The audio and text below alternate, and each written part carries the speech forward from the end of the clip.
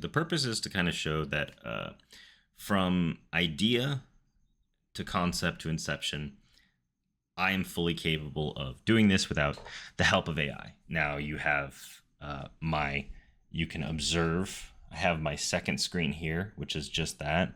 My first screen is the recording, and there's no screens anywhere else. And my phone is over here, so I'm not getting any ideas from my phone. Okay, let's do something basic. Basic idea. Fantasy. Fantasy is super popular. We like fantasy. I don't really like fantasy, if I'm being honest. I'm not a fan of fantasy. Headphones. Now, just to clarify, these will not be used in any way to help me cheat. I will personally show you.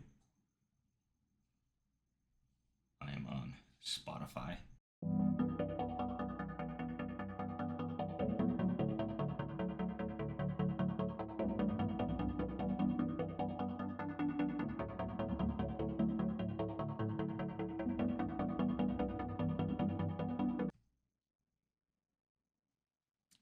Journey came on. It just wasn't the vibe.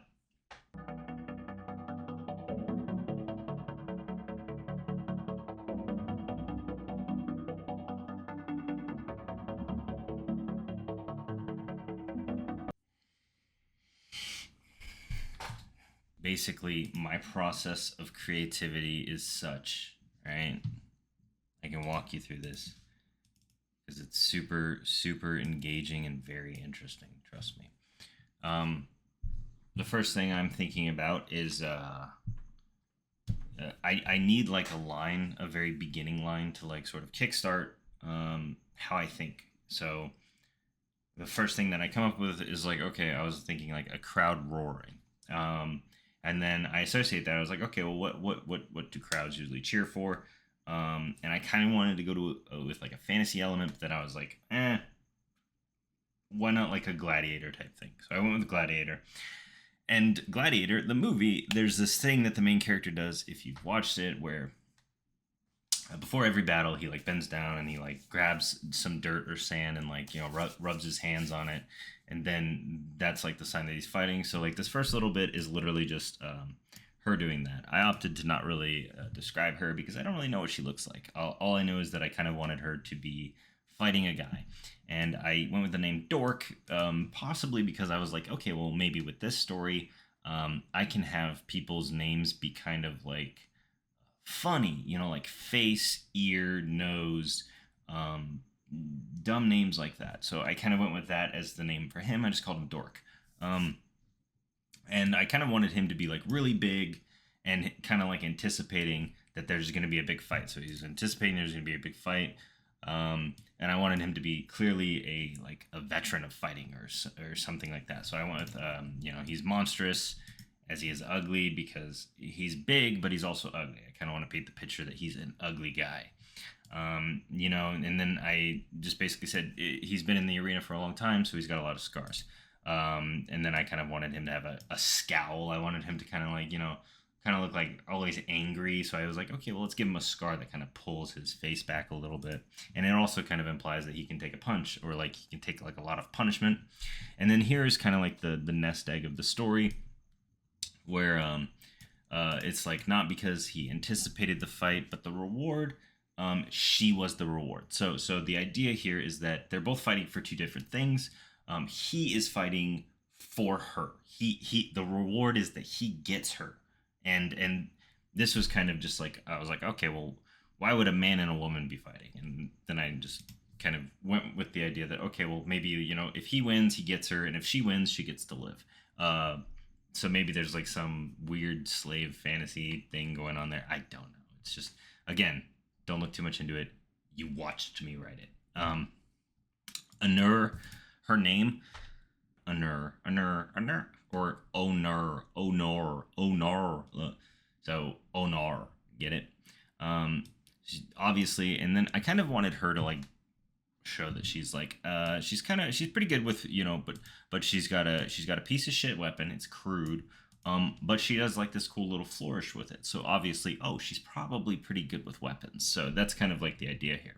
And then there's no bell or anything. So this is just like, for some reason he wasn't attacking her.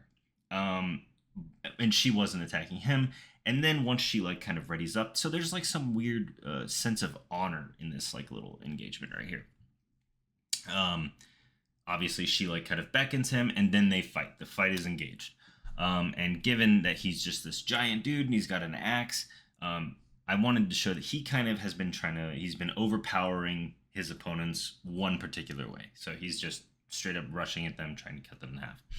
So, and then, he's fast, but his movements are over exaggerated. So he's bringing the axe up, he's bringing the axe down, and it's very obvious what he's doing. So she kind of, the way she perceives this is him being stupid, as in like, me cut you in half. So she thinks he's stupid. He is kind of stupid.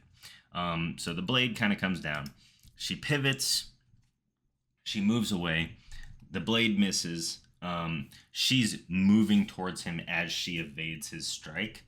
And, then he's like, oh, shit. And that's a surprise. And then it's like regret. But then he's angry because he's like, fuck, yeah, I don't want to lose. Twists back. He tries to get his axe up again. And by that time, she's already in his guard. She drives it into she stabs him. And as she's stabbing him, she just kind of walks by him, but she's like walking by him, so it looks like a very smooth fluid, just like wah. And then he's big, he's kind of turning, and then he just falls. She raises her fist, the crowd dies, the crowd roars. So the whole idea with this little bit is she's like kind of supposed to be the underdog, and he's like an experienced veteran in the fighting pits or whatever. And what he ends up doing is overconfident, and then she capitalizes on it and kills him in like a very quick move. For anyone who is remotely curious, I do not use AI at any point in my writing process. I have never used it. I don't use it to edit. I don't use it to come up with ideas. I usually make up my stuff on the spot.